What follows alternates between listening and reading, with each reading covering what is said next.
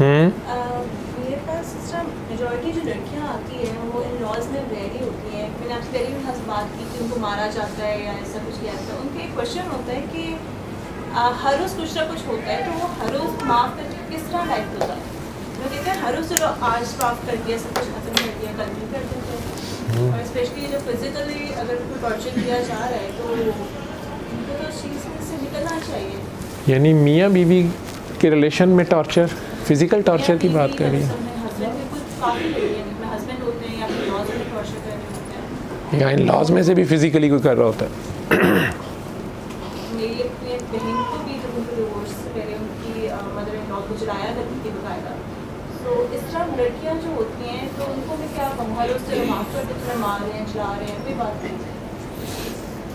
बेटा इसमें मैं जो माफ़ करो कहता हूँ वो ये नहीं माफ़ करो मैं कह रहा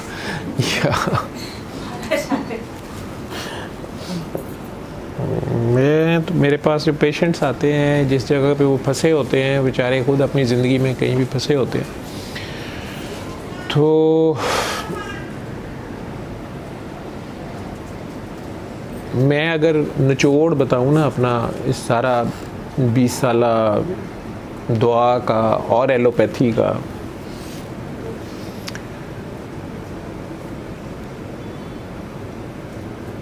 मेरे पास ज़्यादा लोग तो सारे ही मज़लूम ही आए। एक या दो ने कहा मैं बड़ा ज़ालिम हूँ, मेरे से बड़ी गलतियाँ हुई हैं या जुल्म हुए हैं या मुझे माफ़ी ले दें, या कैसे माफ़ी होगी, या मैंने अपनी जान पे बड़ा जुल्म किया है या अपने इर्द गिर्द वालों पे जुल्म किया है। तो मेरा ख्याल है दो लोग, मुझे एक खातून और एक मर्द बस याद है। बाकी तो हर बंदे ने ये कहा कि मैं बहुत मज़लूम हूँ, और मैं मज़लूम थे भी, लेकिन कई ज़ालिम भी थे। ताली दोनों हाथों से बजती है, एक तो ये है, ये तो दोनों मार रहे हैं एक दूसरे को ना, लेकिन अगर ये कुछ नहीं, अपनी जगह से हिल भी नहीं रहा और ये इसको मार रहा है, ताली तो फिर भी बज रही है ना, स्टैंड लिया हुआ है, इनका कॉन्फ्लिक्ट है किसी बात पे। अब मैं अगर उसे कहता हूँ सरेंडर कर दो, ये मेरे पास आता है कि देखिए मैं कुछ भी नहीं कर रहा और मुझे ये मार रहा है, तो मैं सरेंडर ये नहीं कहता कि इसके आगे हथियार डाल दो, ठीक है, वो तो और जुल्म करेगा, ज़ालिम है। मैं उसे कहता हूँ कि अल्लाह के आगे हथियार डाल दो, ठीक। अल्लाह के आगे हथियार डालने का ये मतलब नहीं है कि वो कहे कि अल्लाह अब तेरी अदालत में फ़ैसला, ये बहुत ख़तरनाक बात है, ठीक है। अल्लाह से अदल नहीं मांगते। जो अली हक भी मैं कराता हूँ या बाबा जी की इजाज़त से, इसमें आज़म है उनका, तो अल्लाह के ये दो सिफ़ाती नाम भी अगर बोलता हूँ तो अली का मतलब है हाईएस्ट, टॉप मोस्ट, और हक का मतलब है सच, ट्रुथ, हाईएस्ट ट्रुथ। तो अगर दो पार्टीज़ जो हैं वो दोनों ही अली हक पुकारती हैं, अली हक कह के अल्लाह की इन दो सिफ़तों को पुकारती हैं, तो सुप्रीम कोर्ट या हाई कोर्ट जो आपकी यहाँ की अदालतें हैं, यहाँ पे तो सच झूठ बोल के और अपनी अपनी मर्ज़ी के गवाह सही गलत और मैनिपुलेशन करके इंसान अपने हक़ में बहुत सी फ़ैसले करवा सकता है, मैनिपुलेशंस करवा सकता है, क्योंकि ये अदालतें जो हैं ये मजबूर हैं लॉज़ की और एविडेंस की, गवाहों की और सारे। जब अली हक अदालत है वो दूध का दूध और पानी का पानी, दोनों पार्टियों में जिसका जितना कसूर है वो दूसरे को भी उठाना पड़ जाएगा। मज़लूम का भी जितना कसूर है, उसने भी कहीं ज़ुबान दराज़ी की हुई है, कहीं हक तलफ़ी की हुई है, तो उसको भी पकड़ना पड़ जाएगा। तो यूजुअली इसलिए मैं वो मना करता हूँ या कहता हूँ कि देखो ये खुद से ना कर लेना, या मैं देखता हूँ उसे और अगर वो वाकई मज़लूम होता है तो उसे कहता हूँ तो कर ले, ऐसे कर ले।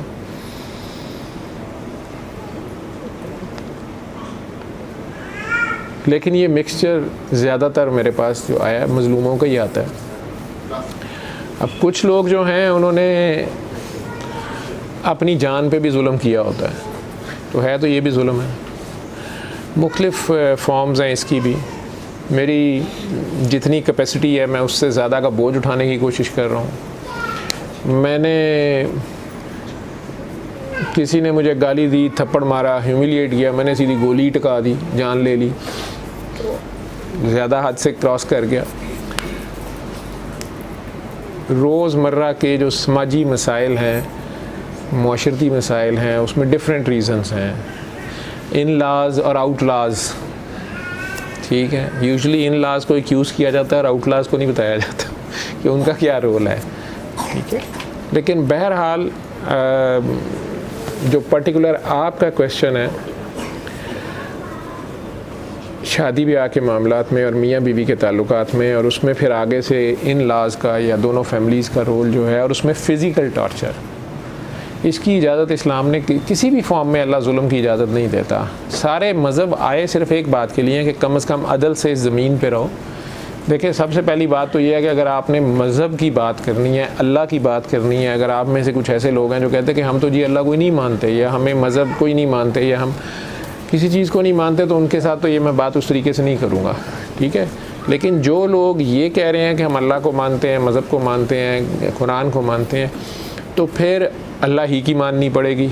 हमारे जहाँ आपस में मसाइल आ जाएंगे तो वहाँ अल्लाह और अल्लाह के बंदों की जो बताई हुई गाइडलाइंस हैं उनके मुताबिक चलना पड़ेगा। जहाँ से उससे हटेंगे जुल्म शुरू हो जाएगा। इस्लाम है ही नेचर है, नेचर इस्लाम है। जो चीज़ अननेचुरल है वो इस्लाम में नहीं है, ये एक पहली बात याद रखें।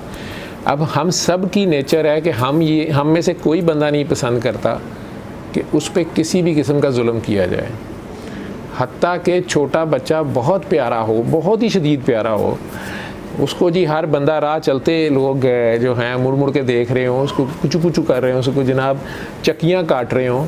अब आ तो प्यार रहा है, लेकिन ये हद से बढ़ के उसकी ब्रीदिंग स्पेस में आप इंट्रूड कर रहे हैं और वो बच्चा भी नहीं पसंद करता, ठीक है। चाहे ये प्यार ही है, लेकिन ये हद से बढ़ के आप अगले को गर्क कर रहे हैं, उसकी ब्रीदिंग स्पेस या उसकी जो एक सेफ स्पेस कह लें, उसकी प्राइवेसी है, उसमें इंट्रूड कर रहे हैं। तो अल्लाह की जितनी भी किताबें आई हैं, अल्लाह के बंदे आए हैं, वो मैसेज जो देते थे वो बेसिकली मज़लूमों के लिए आते थे और कहते थे अदल। क्योंकि जहाँ पे भी इंसान इकट्ठे रहते हैं, जंगल में एक कबीला शुरू हो गया है, किसी जजीरे पे कोई जहाज़ जी जब कहानियों में छोटे सुनते थे या मूवीज़ देखते थे, कोई बहरी जहाज़ तबाह हो के उसमें से 2 लोग बचे हैं, 4 लोग बचे हैं और वो एक जजीरे पे गए हैं जहाँ पे कोई इंसान है ही नहीं है। पहले उन्होंने वहाँ रहना शुरू कर दिया। शुरू में वो बड़े प्यार मोहब्बत से, क्योंकि उनकी मुसीबत आ गई है, खुदा भी याद आया हुआ है, मर के जान बची है, समुंदर से पहुँची हैं या कहीं से भी आ गए हैं। उसके बाद जब उनकी आपस में थोड़ी सी आबादी बढ़नी शुरू होती है तो उनकी आपस में लड़ाइयाँ शुरू हो जाती हैं। पहले वो हर बंदा अपना अपना घर एक छोटा सा मिल के बनाता है, अपनी अपनी जगह। अगर खाने पीने का सामान कम है तो उसमें हवस का शिकार होंगे, हर बंदा अपने आप को सिक्योर करने को, स्टोर करने की कि मेरी जान बच जाए या इस जगह पे मैं कब्ज़ा कर लूँ। तो जहाँ पर वो ज़्यादा लोग रहना शुरू होंगे, चाहे वो एक ख़ानदान होगा, एक घर होगा, फिर वो आहिस्ता आहिस्ता उन्हें रूल्स बनाने पड़ेंगे। एक दूसरे की ब्रीदिंग स्पेस का ख्याल करना पड़ेगा, एक दूसरे के राइट्स का ख्याल करना पड़ेगा। जो ज़्यादा मेहनत करके ला रहा होगा, कोई शेर का शिकार मार के ला रहा है, कोई खाना पका रहा है, कोई कुछ कर रहा है, तो हर एक की ड्यूटीज़ और राइट्स डिस्ट्रीब्यूट होना शुरू हो जाएंगे।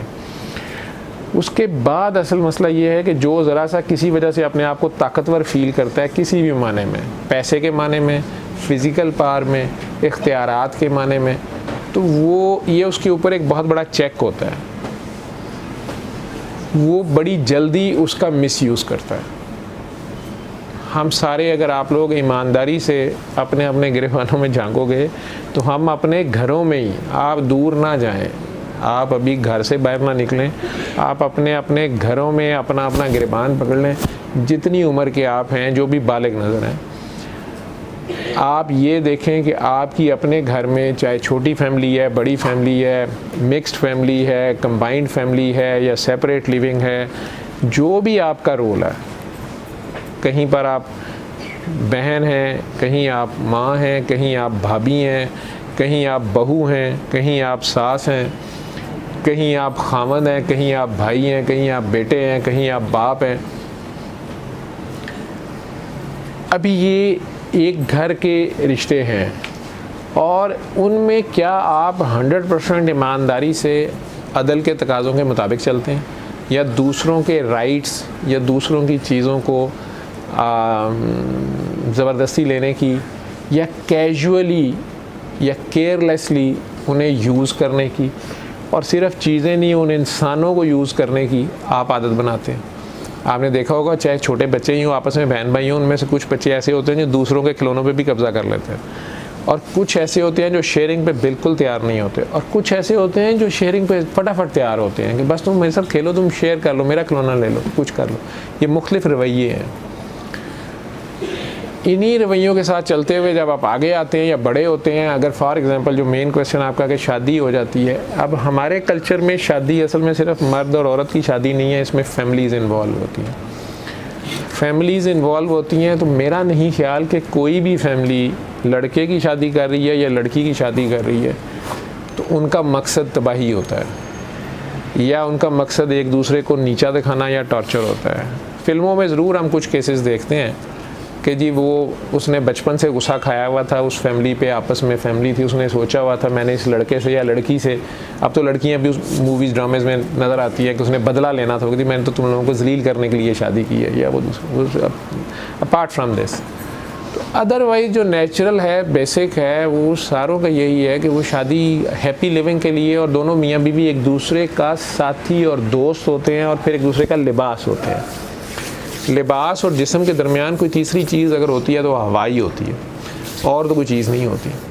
उन दोनों ने एक दूसरे को कवर भी करना होता है और एक दूसरे को कंफर्ट देनी होती है, एक दूसरे के ऐबों को भी छुपाना होता है, और एक दूसरे को जिस्म ने लिबास को कैरी करना होता है। जो मॉडलिंग करते हैं या जो ख़वातीन आप में से कोई करती हैं फैशन डिज़ाइनिंग वगैरह, उन्हें पता है कि लिबास पहनना और फिर उसको कैरी करना ये एक अलग टर्मिनोलॉजी है। कई लोग बड़ा महंगा सूट पहन के उसका उन्होंने सत्यानाश मारा होता है, और कई लोग बड़ा सादा सा सूट ही लेके या कोई कपड़ा लेके उसको पहनते इस तरीके से हैं कि उसमें सादगी में भी एक जो है उनकी एक अदा या उनका एक स्टाइल होता है। तो उसे कैरी करना, फिर चलना कैसे, बैठना कैसे, लेना कैसे है, यही हाल मियाँ बीवी के ताल्लुक़ है। अब ये इतना इम्पॉर्टेंट ताल्लुक़ है कि इसमें 2-3 बातें मैंने बार बार कही हैं, मैं पहले भी कहता हूँ कि एक हलाल चीज़ है जो शैतान की पसंदीदा तरीन है, और वो चाहता है कि सारे ही मुसलमान कर लें। हलाल है और शैतान को बहुत पसंद है, और वो चाहता है कि सारे मुसलमान ये करें। ठीक है, इस हलाल को सारे ही मुसलमान इस्तेमाल करें, इस हक़ को इस्तेमाल करें, इस हलाल के ऊपर अमल कर लें, अल्लाह की तरफ से हलाल है। तो शैतान का वो पसंदीदा तरीन हलाल फ़ेल है, हालांकि शैतान हमेशा हमें हराम की तरफ लेके जाता है। ये शैतान का पसंदीदा तरीन हलाल है, और वो मियाँ बीवी की लड़ाई के बाद तलाक है, सेपरेशन है। इस कपल को, इस लिबास को, दोनों लिबास को आपस में अलहदा कर देना। इससे जो फसाद पैदा होता है, जो ज़हनी इंतशार पैदा होता है, जो कायनात में, जो यूनिवर्स में ख़राबी पैदा होती है, वो किसी एटम बम के धमाके से ज़्यादा ख़तरनाक होती है। और अगर उनके बच्चे भी आगे हो गए हैं या नस्लें आगे शुरू हुई हैं, उससे और ज़्यादा ख़राबी, और वो काफ़ी अगली नस्लों तक जा सकती है। ये आहें, ये बद्दुआएं या नेगेटिविटी जो इससे क्रिएट हो रही है, इससे काफ़ी फसाद फैलता है। 2 फैमिलीज़ डिस्टर्ब होती हैं, ठीक है, लाइफ्स चेंज हो जाती हैं। वैसे किसी की डेथ हो जाना, बेवा हो जाना, या खामन का बीवी का फौत हो जाना, वो सब्र भी आ जाता है और वो और चीज़ है। ये जो लड़ाई के साथ तलाक है, यह लड़ना, ये शैतान का पसंदीदा तरीन फ़ेल है, और उसको सबसे ज़्यादा उसका दिल करता है कि सारों की तलाक हो जाए। एक तो शैतान के नुक्ता नज़र से ज़हन में रखें, और दूसरी तरफ से जो कम से कम सारे मुसलमान भी हो या इंसान भी हो, क्योंकि सारे इंसानों के लिए वो रहमतुल्लिल आलमीन है, तो सरकार दो आलम का जो इस कायनात से पर्दा फरमाते हुए आखिरी सांसों पे भी जो मैसेज है, वो ये है कि अपनी औरतों के बारे में, अपनी काकियों के बारे में ध्यान करना, अपनी बीवियों के बारे में अदल, कम अज़ कम अदल, जुल्म तो बिल्कुल नहीं, अदल करने की। हालांकि अल्लाह कह रहा है कि अदल करना बहुत मुश्किल है, तुम नहीं कर सकोगे, ठीक, लेकिन अगर तुम्हारी नीयत अदल करने की होगी, लेकिन तुम किसी वजह से रह गए कम अज़ कम अदल, तो चलो मैं माफ़ करने वाला हूँ। तो ये तुमसे जाते ही पूछा जाएगा। तो ये पर्टिकुलरली मर्दों के लिए इसलिए ज़्यादा है कि मर्द पावरफुल है, या अल्लाह ने उसे किसी वजह से बहरहाल औरत के ऊपर या औरत के मामलात के ऊपर या घर के मामलात के ऊपर उसको एक प्रेफरेंस दी हुई है, तरजीह दी हुई है।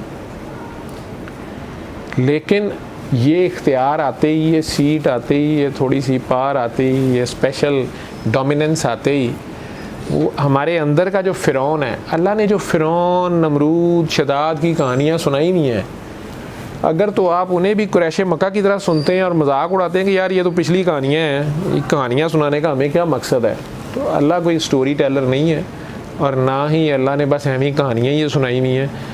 वो आपको रूल्स एंड रेगुलेशंस बार बार बता रहा है कि तुमसे पहली कौमें जो थीं वो भी ये वायलेशंस करती थीं और समझती थी कि ये बड़ी छोटी छोटी चीज़ें हैं, और उसमें कुछ इंसान तो जुल्म में बहुत आगे बढ़ गए। कोई पैसे के मामले में, जैसे आजकल सरमायादाराना निज़ाम है, तो वो बाकी सारों को चोक कर रहा है कि किसी का सांस भी ना आए और वो बस सारे के सारे उसी के लिए, उसके अंडर मरहून मिन्नत, तो वो जहाँ चाहें वो रेट बढ़ा दें और जहाँ चाहें इकॉनमी ज़लील कर दें और जहाँ चाहें वो नवाज दें और जहाँ चाहें हुकूमत पलटा दें। इस तरह के बहुत से शदाद नमरूद पहले भी गुजरे हैं। लेकिन ये अगर बेसिक यूनिट, हर चीज़ का एक बेसिक यूनिट होता है ना, जैसे हमारी बॉडी का एक बेसिक यूनिट है सेल है, इसी तरह इंसानों का जो बेसिक यूनिट है वो एक घर है। हम अपने घरों में शदाद, नमरूद और फ़िरौन बने होते हैं।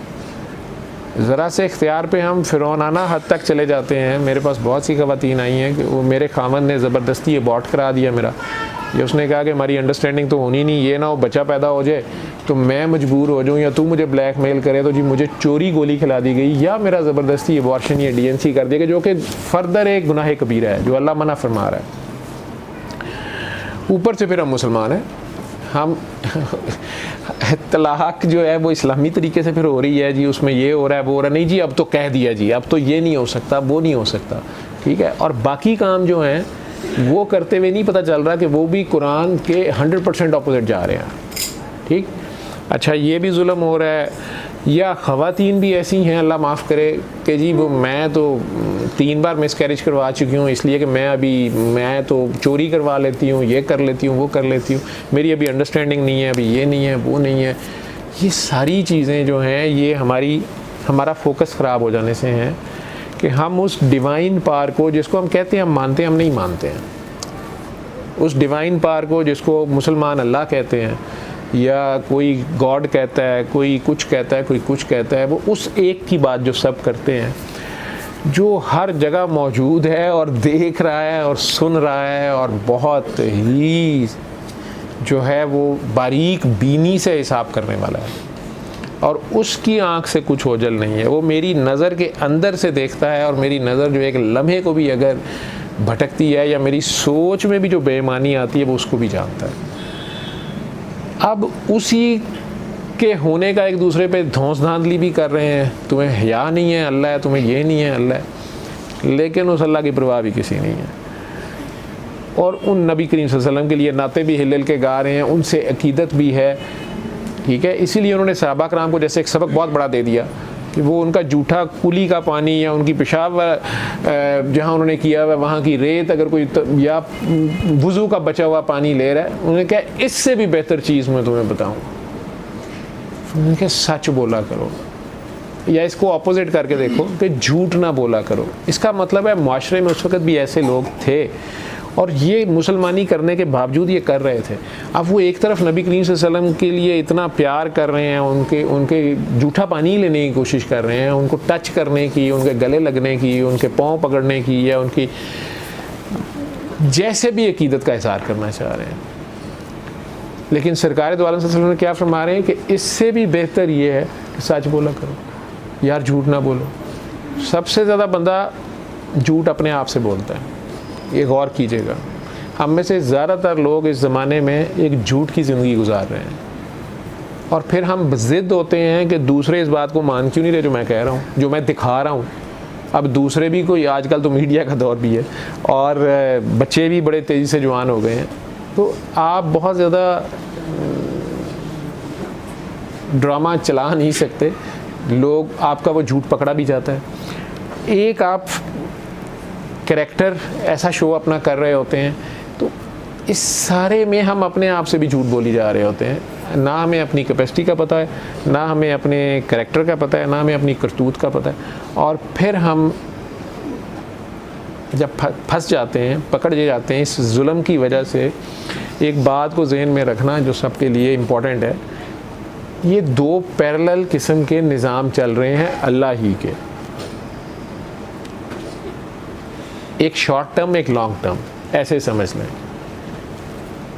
अल्लाह के जो कवानीन हैं और अल्लाह ने जो डूज़ और डोंट्स कहे हैं, जो बेसिक हमें बातें बताई हैं, हलाल हराम सही गलत हुक्म इबादतें, इनके लिए हिसाब किताब के लिए उसने एक दिन मुकर्रर कर दिया, जैसे वो यौम दीन कहता है।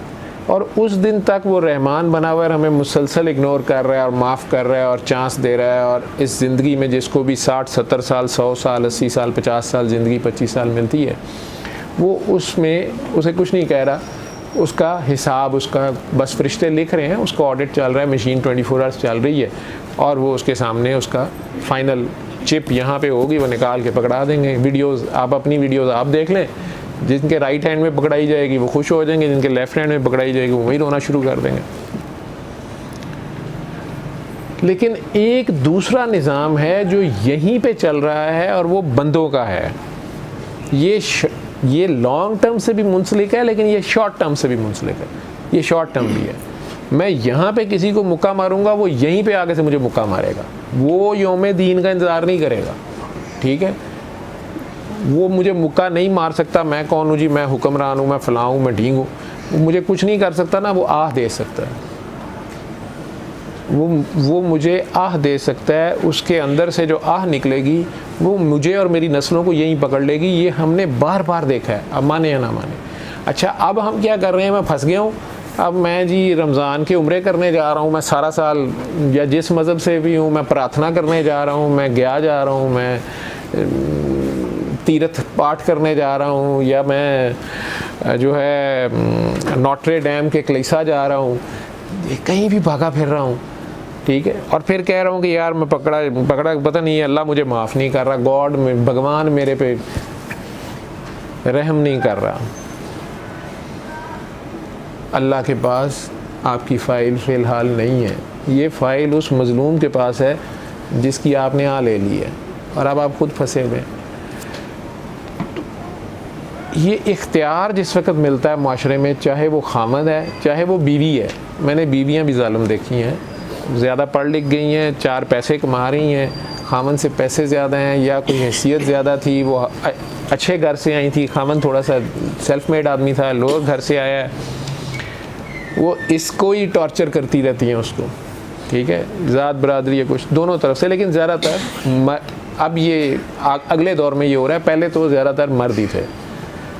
औरतें और तरीके से फिर जुल्म कर लेती थी, अडल्ट्री कर ली, खामन का पैसा जो है वो पीछे भेज दिया, कहीं और कर लिया, वो सारा है, वो भी जुल्म है। लेकिन मर्द के पास फ़िज़िकल ताकत भी है, मुआशरा भी उसे ये राइट देता है, मैन मेड कहते हैं मुआशरा ये या जो भी है, तो इसमें ज़्यादातर औरत के साथ जुल्म होता है। लेकिन इसमें मज़हब का कोई ताल्लुक़ नहीं है। वो जो बात उस दिन हो रही थी कि जी कुरान मजीद में तो औरत को मारने का हुक्म है, वो स्पेसिफ़िक एक केस में है, उसको भी जो मेरी समझ है, उलमा कराम से आप लोग समझें, वो आपको समझाएंगे, जो अच्छे उलमा कराम हैं वो आपको बड़े आराम से समझा देंगे।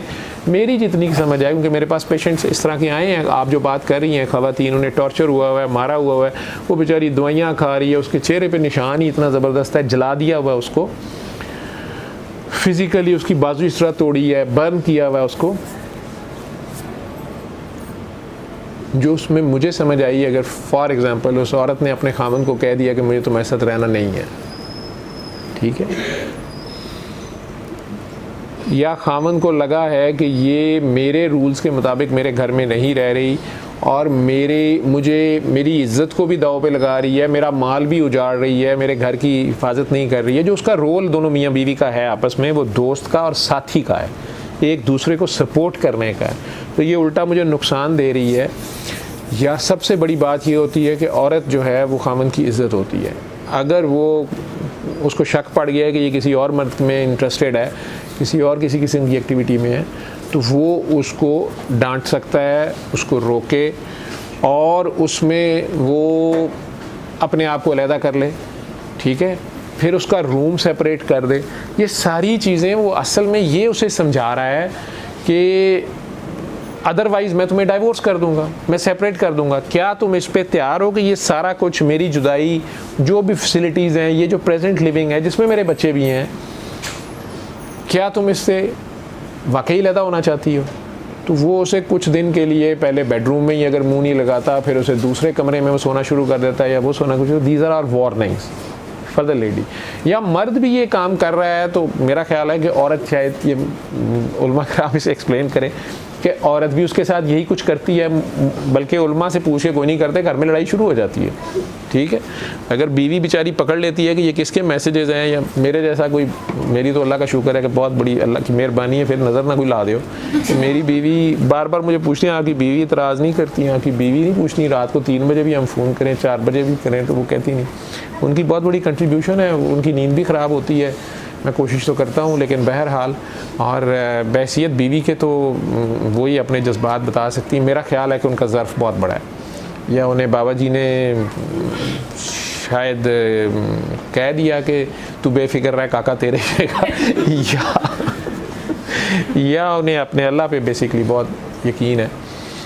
तो लेकिन डेफिनेटली बीइंग ए लेडी और बीइंग ए वाइफ हर्ट भी होती होंगी, मैं नहीं कहता कि नहीं होती होंगी, ठीक है, नेचर है, फील भी करती होंगी, अंडरस्टैंड करती हैं, तो बहुत बड़ी बात है, बहुत बड़ा सेक्रीफाइस है। अब अगर मैं अडल्ट्री कर रहा हूँ या कुछ भी कर रहा हूँ तो उनको भी राइट है, क्योंकि वो उस घर को बचाना है, उस यूनिट को बचाना है, वो जो बच्चे हैं, वो जो अगली नस्ल है। बेसिकली बात यह है कि हम लोग इस जगह पे आते हैं, अल्लाह ने एक दिन मुकर्रर कर दिया हुआ है, असल में एक फ़िक्स टाइम तक जिस अल्लाह को आप मान रहे हैं, आपको उस पूरे कुरान को, उस पूरी स्टोरी को मानना है ना, उसमें अल्लाह ने एक दिन मुकर्रर कर दिया, एक फ़िक्स्ड टाइम तक ये सारा ड्रामा चलना है।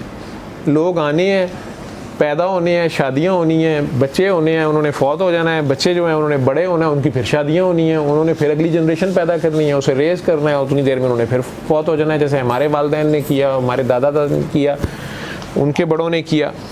तो ये सबसे बड़ी इबादत है असल में।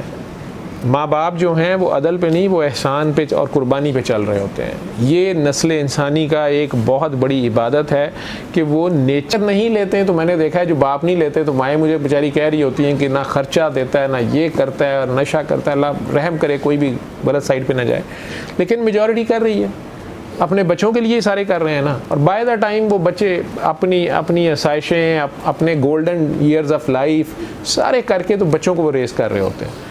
बाय द टाइम बच्चे बड़े होते हैं, माँ बाप बूढ़े हो गए होते हैं, ना वो हंसरते रही, ना वो हनीमूनों पे जाना, ना फिल्मों पे जाना, ना लॉन्ग ड्राइवों पे जाना, अब तो बूढ़े हो गए, और उतनी देर में उनके आगे जाने का टाइम आ जाता है।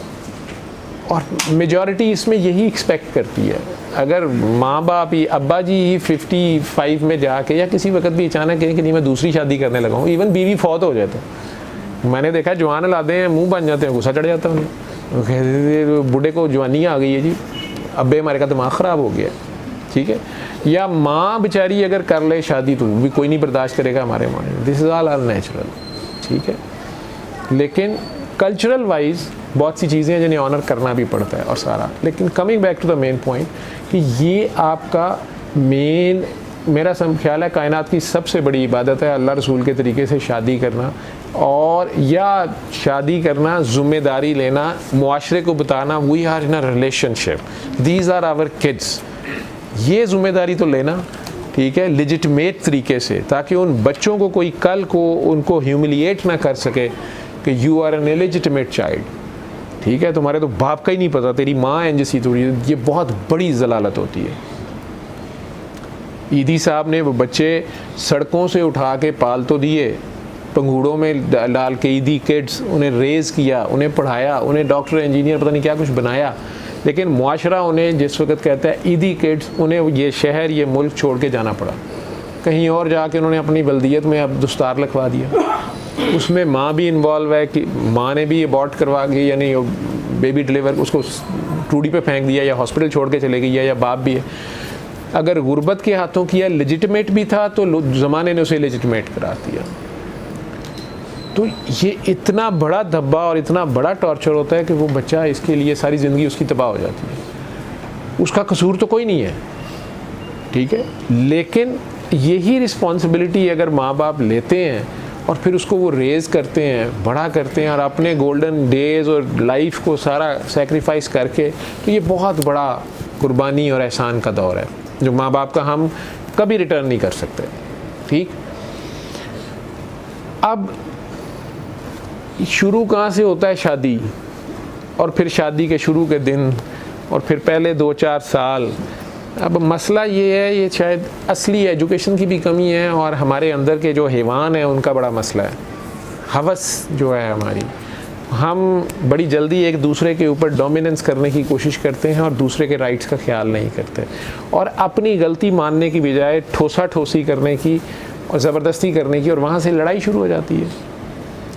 जिसकी गलती होती है वो गलती ही नहीं मान रहा होता, जिसने चालाकी लगाई होती है वो पकड़ा जाने पे भी नहीं मान रहा, तो लड़ाई बढ़ती जाती है। एनीवेज, तो वो अगर बीवी चूँकि कमज़ोर है, औरत है, और असल इज़्ज़त ही औरत की होती है। ठीक है, बहरहाल औरत का एक अपना रोल है।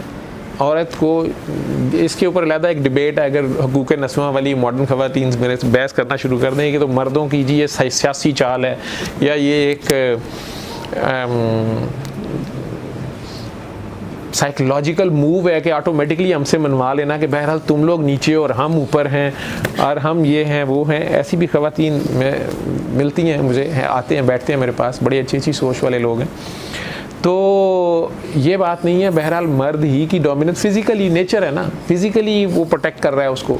वैसे वो ख़ुद भी कमांडो हैं तो बड़ी अच्छी बात है, उन्होंने ट्रेनिंग ली हुई है, फ़ौजी हैं, अब तो काकियाँ, जहाज़ फाइटर पायलट हैं और सारा कुछ है, जजेस हैं, एवरीथिंग है। वो इस्लाम ने मना नहीं किया उन्हें और उनके बिल्कुल राइट्स हैं। लेकिन जहाँ मियाँ बीवी का आ जाएगा वहाँ पे अगर ड्राइविंग सीट पे मर्द साहब रहें, लेकिन वो अपने सिर्फ फ़िरौनियत के लिए नहीं, वो अपनी ड्यूटीज़ पूरी अदा करें। और उसके बाद अगर वही बात आ गई कि अगर औरत वो समझता है, क्योंकि औरत बहरहाल मर्द की, कभी ये हुआ है कि औरत जो है उसने 4 मर्द रखे हुए हैं, मर्द 4 या 10 शादियाँ करता है, ये कॉन्सेप्ट बनेगा ही नहीं। ये औरत के लिए ह्यूमिलिएशन है, औरत इस तरह सोचती ही नहीं है। ठीक है, वो तो एक की होकर रह जाती है। मैं इसलिए कहता हूँ कि औरत बाय नेचर तौहीद परस्त होती है। ठीक है, और मर्द, ये मैं जेंडर्स की बात कर रहा हूँ, आप उसे वैसे नहीं, जो हमारी सोच है, ये मैं इशफाक साहब ने भी कहीं में कहा हुआ है, ये मर्द जो है ना ये वैसे ही ज़रा थोड़ा सा मुशरिकाना ख्यालात का मालिक होता है। ये एक वक्त में कई तरफ देख रहा होता है। ठीक है, एक के साथ निकाह किया होता है, दूसरी के साथ बात चल रही होती है, तीसरी जो है वो जब दोनों नाराज़ हो जाएं तो वो उस चक्कर के लिए होती है, और चौथी पे सिर्फ नज़र रखी होती है कि नॉट बैड चॉइस, तो लेट्स। तो ये मर्दों की, बहरहाल ये तो मैं मर्द एक सोच की बात कर रहा हूँ, जेंडर की बात कर रहा हूँ। तो अगर वो दोनों खुशी से रह भी रहे हैं और अगर उसमें उसे शक पड़ गया, या बीवी कहती कि नहीं जी मुझे तो फलाना बंदा अच्छा लग गया, अब जाहिरी बात है अगर वो मर्द खर्चा कर रहा है, उसने हक महर दिया हुआ है, उनका आपस में एक पैकेज हुआ था ना, शादी एक पैकेज है, उस पैकेज के तहत वो उसको डाइवोर्स नहीं देना चाहता, वो उसे छोड़ना नहीं चाहता। यहाँ से एक नई बहस आएगी कि औरत के पास तलाक का राइट है कि नहीं है, खुला का राइट है कि नहीं है। ये उलमा से पूछें और अपने लॉज पढ़ें, मैं इसमें नहीं बोलूँगा, ये आप लोग अपनी अपनी शरअ और अपने अपने मसलकों के मुताबिक फ़ैसले करें। बहरहाल जब उनकी शादी हुई थी, अगर उन्होंने दीन इस्लाम के मुताबिक, रिलीजन के मुताबिक, जिस रिलीजन के मुताबिक भी वो एक बॉन्ड शुरू किया है, उसमें उनकी टर्म्स एंड कंडीशन स्टार्ट से तैयार होंगी, और वो उन टर्म्स एंड कंडीशंस को दोनों पार्टियों को ऑनर करना चाहिए। और औरत को पूरा हक है कि वो शादी पे जितनी मर्जी शर्तें रखे, वो करोड़ रुपया मांगे, ये जहेज़ शेज़ का इस्लाम में बिल्कुल अपोजिट कॉन्सेप्ट है। ठीक है, वो हक महर में जो मर्जी मांगे, घर मांगे, पहले दिन कह सकती है, शादी वो मंगनी की बात से पहले वो कह सकती है कि मैंने रहना ही सेपरेट घर में है। अरब कंट्रीज़ में जाएं तो वहाँ तो बिल्कुल ये और कॉन्सेप्ट ही है, इस तरह है, मैं अलहदा घर में ही जाऊँगी, पहले दिन से अलहदा जाऊँगी, मैंने तो तुम्हारे साथ रहना ही अकेला, मैंने तुम्हारे माँ बाप की खिदमत नहीं करनी, या मैंने तुम्हारे साथ दूसरी रिस्पॉन्सिबिलिटीज़ मेरी नहीं है। ये सारी बातें अपनी जगह, अगर करें भी तो ये ज़्यादा हुसन है और ख़ुशी से करें तो। लेकिन बहरहाल ये बॉन्ड या पैकेज मेन मियाँ और बीवी का है। अब वो इकट्ठे रह रहे हैं, बच्चे भी हो गए हैं, और अब अचानक वो खातून कह रही है कि नहीं मुझे तुम पसंद नहीं हो, मेरा दिल करता है मैं फ़रारी में फ़रार हो जाऊँ। ठीक है, तेरे पास फटफटी है, और फ़रारी वाले साहब जो हैं वो, मैंने केसेस ये भी डील किए हैं। ठीक है, तो अब खामद अचानक घर पहुँचा है तो आगे फ़रारी खड़ी है घर में, तो फ़रारी वाले साहब भी वहीं हैं, तो केसेस ये भी मैंने डील किए हैं। तो अब वो बीवी को उस हालत में या तो डाइवोर्स देगा, तो उसमें भी अल्लाह ने लॉज रखे हैं, आप हक महर में से वापस कुछ ना लें, बल्कि जो गिफ्ट दिए हुए वो भी दे दें। लेकिन अगर वो खामद उसको छोड़ना नहीं चाहता, उसके बच्चे हैं, मैं ऐसे भी आला ज़र्फ़ इंसान को जानता हूँ जिसने अपनी बीवी को उसके बाद भी रखा, ठीक है। उस वक़्त मैं बाबा जी से भी नहीं मिला हुआ था, और वो मेरे दोस्त कोलीग थे, मेरे साथ काम करते थे, प्रोफेशन हमारा एक था, और वो मेरी जैसी भी नेचर थी, उस वजह से घर उनका करीब था। तो वो अचानक जिस तरह वो मेरे पास आए, अदरवाइज़ मेरा ख्याल मेरे से वो 10 साल बड़े थे, तो वो जिस तरह उन्होंने जो कुछ मुझे बताया और जो उनकी हालत थी, जैसे उन्होंने मुझे बुलाया, जो भी वो सीन था, उसके बाद आज वो माशाल्लाह अपने बच्चों की शादियां कर चुके हैं, और वो कपल और वो साहिबा जो हैं वो उन्होंने अपनी गलती तस्लीम की, कुछ अरसे के बाद शर्मिंदा हुई, वापस आई, और उस बंदे ने उसको रखा। और बड़ी बात है, हालांकि वो ख़ुद अपने लिए अपने आप को शूट करने पे वो था हुआ, तो उस वक़्त से तो वो निकला। हर बंदा, मेरा तो शायद ऐसा ज़र्फ ना हो, या और कुछ ख़वातीन का भी ना हो शायद, अगर कोई देख ले अपने दूसरे पार्टनर को बेईमानी करते हुए, ट्रेसपासिंग करते हुए। और अब अगर आपको मियाँ साहब को वो जो बात मारने वाली पे आ गई, उसे शक पड़ गया, लेकिन उसे छोड़ना नहीं चाहता, या उसने क्लियर कट कहा कि मैं, तो वो उसको पहले शो कराएगी अगर मेरे बगैर रह लोगी तो वो बेड में उससे अलहदा हो जाए जी, मुंह इधर करके सो जाए, तुम अपना मुंह उधर कर लो, चलो आज की रात यूं ही बसर कर लें, तुम अपना मुंह उधर कर लो, हम अपना मुंह इधर कर लें। फिर भी अगर लगे कि नहीं, तो फिर जी उन्हें सेपरेट रूम कर दें। अगर उसे लगता है कि नहीं है, इसके बावजूद मेरे पीछे से घर से बाहर जाती है, या इसके कॉन्टेक्ट्स हैं या कुछ हैं, वो जो हल्की मार की बात है उसमें मेरे ख्याल में ज़ोर, मेरी नाकस राय में, उसमें ज़ोर मार पे नहीं है, हल्की पे है, मैं ये कहूँगा। हल्का समझते हैं आप लोग, हल्का आ जाना, हल्काना, एक होता है हकलाना, वो तो स्टैमरिंग है ना, वो तो थुथलाना है, वो नहीं, हल्काना। पंजाबी हमारे गांव में यूज़ होता है, शायद आप लोगों ने कहते फलाना तो हल्का आई गया है, ठीक है, हल्के कुत्ते तरह पै रहा सी मैनू। मैं पंजाबी में ज़रा बोलने में, वैसे आप लोगों को गैर पार्लिमानी लगेगा, मैं ज़रा पेंडू स्टाइल बंदा हूँ। तो जो बाउला कुत्ता होता है, जो पागल कुत्ता होता है, रेबिड डॉग जो होता है, या रेबिड एनिमल जो होता है, वो हर एक को काट रहा होता है, और उल्टा वो बीमारी है, अगले को भी लग जाती है, अगला भी गुस्से में आ जाता है, अगला भी काटना शुरू कर देता है। तो पंजाबी जो उनका हल्काया कुत्ता या हल्काया हुआ आदमी, आमतौर पे लोग समझते हैं कि रेबीज़ जो डिजीज़ है या बागुला की, ये सिर्फ कुत्तों में नहीं होती, ये बाकी जानवरों में भी जर्म आ सकता है, अल्लाह माफ़ करे कि ये किसी को रेबीज़ ना हिट करे। खैर, तो उसमें माइंड उसका बिल्कुल वो उससे आउट हो जाता है। तो अब वो हल्का नहीं, हल्की, यानी आप गुस्से में हल्का ना जाएँ, पागल कुत्ते की तरह ही ना हो जाए, आप इंसान रहें, ठीक है। वो औरत है, अगर वो इस बात पे आ गई है कि मेरी बॉडी मेरा जिस्म, मेरे राइट्स, ठीक है, तो यहाँ पर भी मेरी ये समझ है कि अगर आपको उसको फिज़िकली रोकना पड़ जाता है, खुदा न खास्ता मैं वो खामद हूँ और मैं उसे तरले कर रहा हूँ अब, या उसको रोकना चाह रहा हूँ कि मुझे ना छोड़ो, मेरे बच्चों की तरफ देखो, मेरा घर ना तबाह करो, क्योंकि वो यूनिट तबाह हो जाएगा, ठीक है। देखो मैं तुम्हें सारा कुछ, मैं डबल जॉब करूँगा, मैं 4 जॉब्स करूँगा, मैं तुम्हें ये भी ला दूँगा, तुम्हें वो भी ला दूँगा, तुम ऐसे ना करो मेरे साथ, ऐसे ना करो। लेकिन वो नहीं मान रही, या उसने देखा कि रात को ये दीवार फैलांग रही है, या ये जा रही है, उसने पकड़ लिया उसको, या उसके साथ ही जा रही है, वो गुस्से में उसको मारता है। तो मेरे नज़दीक अल्लाह का उसमें मतलब ये है कि आप उसकी जो फ़िज़िकल ब्यूटी है, आप उस पर तेज़ाब ना, आप सज़ा देने का मतलब ये नहीं है, या आप उसको इस तरह ना मारें कि उसका चेहरा जो है वही डिसफिगर हो जाए कि जी तू मेरे जोगी नहीं, तू किसी नहीं, मैं तेरी आंखें निकाल, मैं तेरे बाल का छील दूंगा, ठीक है, मैं तुम्हें आग लगा दूंगा, मैं तुम पे तेज़ाब फेंक दूंगा। एक है ज़ना की हालत में पकड़ना, उसमें भी सज़ा मुआशरा नहीं अदालत देगी, और दोनों को गवाही देनी पड़ेगी, गवाह भी देने पड़ेंगे, अदरवाइज़ वो अलहदा चीज़ है। लेकिन एक अपरेंटली वो कह रही है कि नहीं मुझे तुम नहीं अच्छे लगते, मुझे वो अच्छा लगता है, या मैंने तुम्हारे साथ नहीं रहना, वो ये भी नहीं पता उसे कोई और अच्छा लगता है कि नहीं लगता।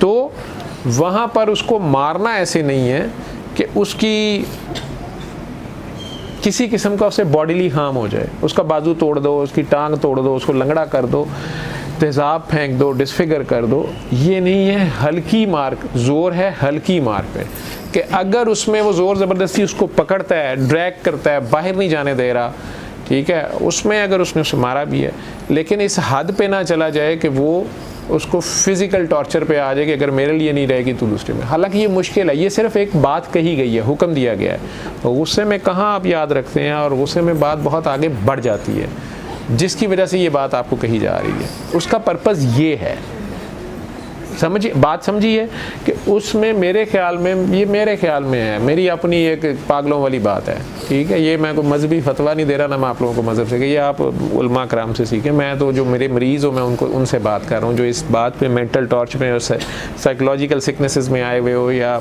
डील कर रहे हो, उनको ना वो नफसियाती मरीज़ बन जाए और सारी ज़िंदगी के लिए नफ़रत रखे, आपके बच्चों के लिए भी रखे, आपके लिए भी रखे, और वो चीज़ आपको भी देनी तो पड़ेगी, पे बैक करनी पड़ेगी। वो उसका राइट था, वो तलाक ले सकती थी, वो छोड़ सकती थी आपको, ये उसका भी राइट है।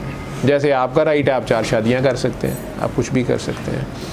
लेकिन माफ़ करने की जो बात आप कह रहे हैं कि रोज़ाना मारा जा रहा है और रोज़ाना किया जा रहा है, तो वो उस बच्ची ने देखना है उसे क्यों मारा जा रहा है। अगर तो वो गलती पे है, वो ज़ुबान दराज है, वो पैसे ज़ाया करती है, वो फोहड़ है, सलीका शुआर नहीं है, घर में उसने खुद कोई तूफ़ान खड़ा किया हुआ है, वो अपने आप को मेंट करे, और उसके घर वालों को भी चाहिए कि उसे समझाए। समझदार नहीं है, उसका IQ कम है। लेकिन अगर ये बातें नहीं हैं और मकसद मारने का ये है कि ये पीछे से इसके माँ बाप चीज़ें भेजें, हमारी डिमांड्स पूरी करें, और कोई भी नॉनसेंस है। औरत को मारना काफ़ी जहालत की बात है, ठीक है, और बिला वजह मारना, किसी भी मजलूम को मारना वो जुल्म है। कमज़ोर के ऊपर आप हाथ उठा रहे हैं।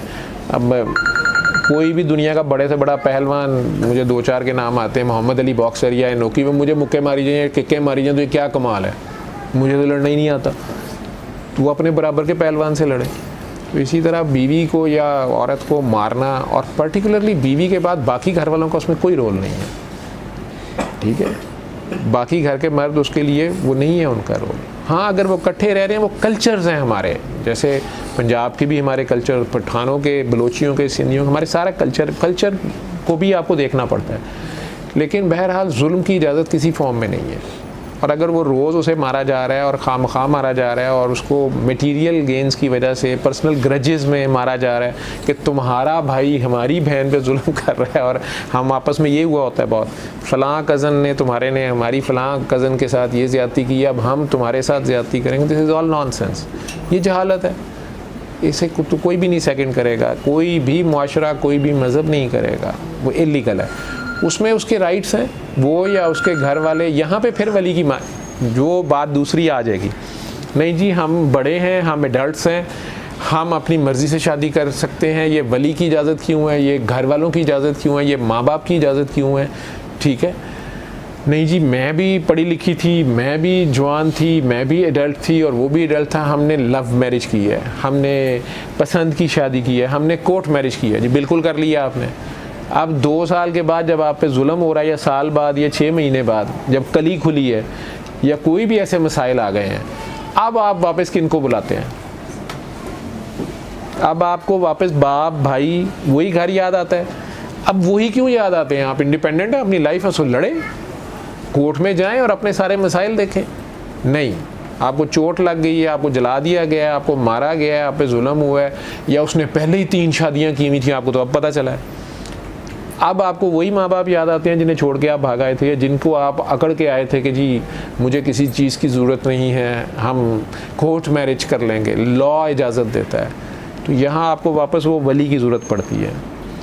ये नेचुरल चीज़ है। आप वो नेशनल जियोग्राफी की मूवीज़ हैं ना जानवरों के बारे में, तो मुख्तलिफ उनकी फैमिलीज़ हैं, उनके लॉज हैं, नेचर में ही लॉज हैं, परिंदों तक के, शेर और चीते तक के, उनके एरियाज़ उन्होंने डिमार्केट किए हुए हैं, उनके मुख्तलिफ तरीके हैं। वो दरख्तों को उन्होंने अपने नाखूनों से छीला होता है, वहाँ छींची किया होता है, ख़ास उनकी स्मेल होती है शेर की या चीते की, कि वो उसका एरिया है। इसमें जो ख़वातीन हैं ये सिर्फ उसकी हैं, ठीक है। अगर आप शेरों का भी देखेंगे तो उनकी लड़ाई होती है आपस में, और दुल्हन साहब आराम से मुकाबला देख रही होती हैं, ठीक है, कि जो जीतेगा दुल्हन उसकी, वो बड़ी मुश्किल से जीतनी पड़ती है अच्छी शेरनी, ठीक है। तो वो दूसरा जान से जा सकता है, या दुम दबा के, शेर को दुम दबा के भागना पड़ता है, ठीक है कि यार तू तो जज्बाती हो गए हैं, तू रख ले हमारे जैसे चलाक सियासतदान भी होते हैं, ठीक है, बिस्ती भी हो गई, अब निकलो यहाँ से। लेकिन दूसरे भी जानवर जितने हैं, अब वहाँ से देख लें तो इंसान तो अशरफुल मखलूक़ात है, तो आपको कोई ज़्यादा नहीं गौर करना पड़ेगा, और आपको फिर इस रिलीजन की हक़ानियत जो है वो आप पे मज़ीद खुलेगी, ठीक है। क्योंकि मेरे पास दूसरे रिलीजन की मेरे साथ काके काम करते थे, तो उनमें से एक काकी रोती हुई आई कि ये जो मेरा खामद है ये मेरे साथ फ्रॉड कर रहा है, या मुझे तो पहले समझ नहीं थी कि चक्कर क्या है। तो मैंने कहा ये जो इस्लाम कबूल कर रहा है ना, ये फ़लाँ लड़की के लिए कर रहा है। मैंने कहा ये क्या बात हुई? मैंने कहा मैं आपको बता रही हूँ ना। और यही हुआ, वो उन साहब ने इस्लाम भी कबूल किया और उससे एक शादी नई लड़की से की, जो उन्होंने पहले से पॉइंट आउट दूसरी लड़की ने की। वो खुद कोई चर्च में थी, पास्टर भी थी, यानी कोई पढ़ाती थी या दुआ कराती थी, प्रेयर कराती थी, मुझे उनका एग्जैक्ट तो नहीं, और वो स्टाफ नर्स भी थी, और उनके खामन भी यहीं थे। उन्होंने फिर मेरे पे ये वाज़ेह किया कि हमारे रिलीजन का जो, उनके रिलीजन में जो आई थिंक कैथोलिक थी या प्रोटेस्टेंट थी, कोई भी उनका जो फ़िरका था, उसके मुताबिक मियाँ बीवी की डाइवोर्स हो सकती है,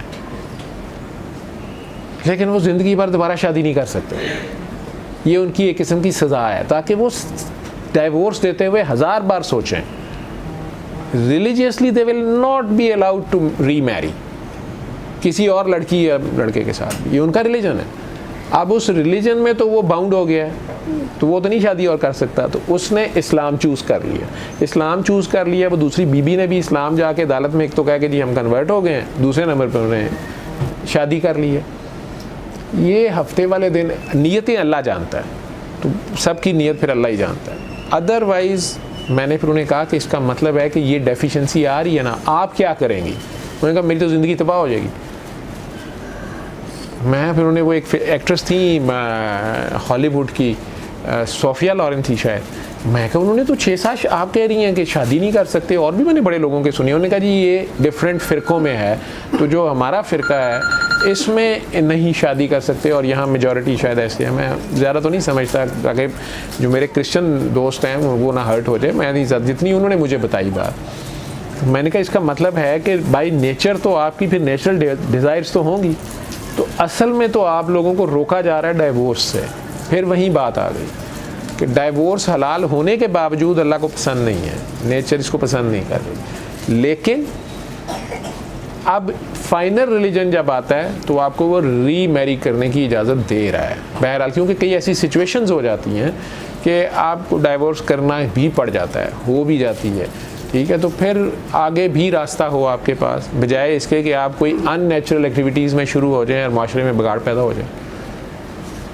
तो जहाँ तक मारने की बात है, अगर रोज़ मारा जा रहा है तो क्यों मारा जा रहा है, उसके जो भी वली हैं उन्हें देखना चाहिए और उन्हें इस पर स्टैंड लेना चाहिए, ठीक है। ये है असल इस्लाम। असल इस्लाम में तो फिर बेटा महल्ले में भी अदालत होगी, मस्जिद में ही जो महल्ले के अकाबरीन होंगे, जो ख़ानदान के अकाबरीन होंगे, अगर ख़ानदान में ही शादी हुई है उन्हें ही हैंडल कर लेना चाहिए, ये असल ज़िम्मेदारियाँ हैं। नहीं तो महल्ले के अकाबरीन, महल्ले के नहीं तो फिर MP MNA साहब जो आपके जैसे हैं, इसलिए आप लोग इलेक्शन लड़ रहे हैं ना, ये सारे मसाइल हैं उसमें, ठीक। वो हैं, फिर लॉज हैं, आपकी अदालतें हैं, ये सारा कुछ। वो हम एग्जैक्ट तो लाइफ गुजार नहीं रहे, हम आधे तीतर आधे बटेर हैं, अपनी मर्ज़ी का इस्लाम ले लेते हैं और उसके बाद अल्लाह को ब्लेम करते रहते हैं कि जी ये मसला नहीं हल हो रहा, वो मसला नहीं हल हो रहा। इस्लाम में दाखिल होना है तो पूरा दाखिल होना है, ठीक है। नहीं तो फिर ठीक है, जो आप कर रहे हैं एंजॉय करें, अल्लाह को इससे कोई फ़र्क नहीं पड़ता, वो बता चुका है वाज़े तौर पर। और ज़्यादातर मामलात में हम खुद एक दूसरे के साथ जुल्म करते हैं। मैं ऐसी फैमिलीज़ जानता हूँ, मेरे पास आती हैं, मैं आपको क्या कहूँ कि बच्चियाँ जवान हो गई हैं, बच्चे जवान हो गए हैं, बाप जुल्म कर रहा है और बेटी उस रिएक्शन में बीमार हो गई है, बेटा उस रिएक्शन में बीमार हो गया, ड्रग्स पे लग गया, या माँ टोटल अपनी ज़िम्मेदारी नहीं घर की पूरी कर रही, और मेरे सामने बैठ के अगर मैंने ही प्यार से समझाने की कोशिश की है, वो मेरे क्लिनिक पे 2000 फीस देने को तैयार है, वो 6 बार सेशंस में आने को तैयार है, वो बेटी का इलाज करा रहा है, वो बेटे का इलाज करा रहा है। अगर उसे कह रहा हूँ कि अल्लाह के बंदे तू अपने आप को यहाँ से ठीक कर या बीबी, तो वो नहीं मानेंगे, बल्कि उस दिन से मुझे छोड़ देंगे, ठीक है। और वो बेटी कितनी ठीक हुई सूरह रहमान से या बेटा कितना ठीक हो, भाड़ में जाए, ठीक है। तो आम डॉक्टर्स या मेजॉरिटी जो डॉक्टर्स हैं वो तो इन मामलात को नहीं देखते, वो तो आपको एंटी डिप्रेसेंट्स और एंटी साइकोटिक्स दे देंगे, ठीक है। और ना इतना टाइम है किसी के पास, ये है भी नहीं उनकी ऑब्लिगेशन, ठीक है। जब आप ही अपने घर को खुद नहीं ठीक कर रहे और आप खुद ही अपने घर में बिगाड़ पैदा कर रहे हैं, तो डॉक्टर साहब के पेट में क्या दर्द है कि वो आके आपके घर के मामला ठीक करे? इस तरह तो वो देख ही लेगा मरीज़। सारे तो पागल नहीं होते ना कि 5 घंटों में 5 मरीज़ देखें, वो तो नहीं सारे पागल होते। वो तो भाई इतनी देर में तो बिलियंस कमाए जाते हैं।